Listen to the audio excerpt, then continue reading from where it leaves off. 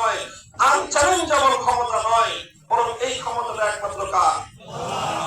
এটাকে যদি আমি রাষ্ট্রবিজ্ঞানের পরিভাষায় বলি তাহলে বলা হয় সার্বভৌম ক্ষমতা, পাওয়ার অফ সভরেইনিটি।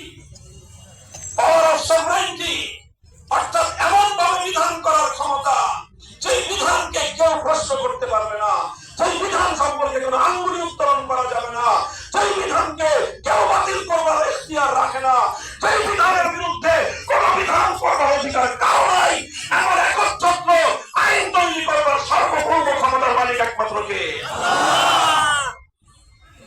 মুহতারাম হাজিরিন, খুব দুঃখ এবং পরিতাপের জায়গা এটা, খুব দুঃখ এবং পরিতাপের জায়গা। আমরা আল্লাহ পাক রব্বুল আলামিনের ইবাদতের তাওহীদকে মানি। ইবাদতের তাওহীদ মুসলিম জাতির মধ্যে প্রতিষ্ঠিত রয়েছে।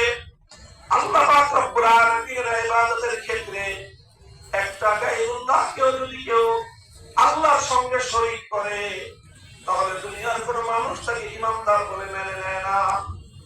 কিন্তু দুঃখ লাগে যখন মানুষ বলে জনগণের সার্বভৌম ক্ষমতার অধিকার, মানুষ যখন বলে সংসদের সার্বভৌম আইন তৈরি করবার অধিকারের কথা, তখন অসংখ্য অগণিত নামধারী মুসলমান অকপটে সে কথা মেনে নেয়।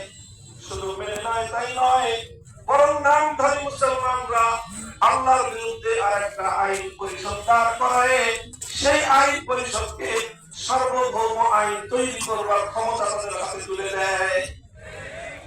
আচ্ছা বলেন তো, যে একজন মানুষ যদি একটা দুর্গাকে ইবাদতের ক্ষেত্রে আল্লাহর সমকক্ষ সাব্যস্ত করে তাহলে সে ইমানদার থাকতে পারে?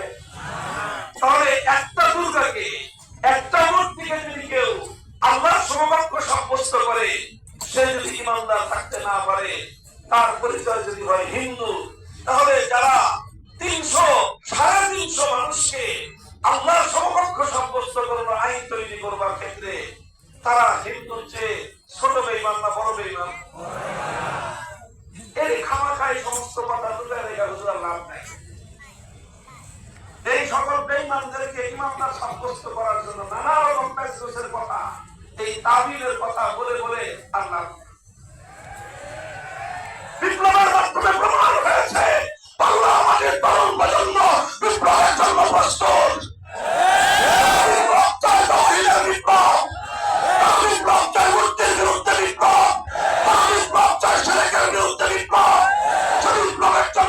ইসলামী নেতৃত্ব যদি প্রস্তুত থাকে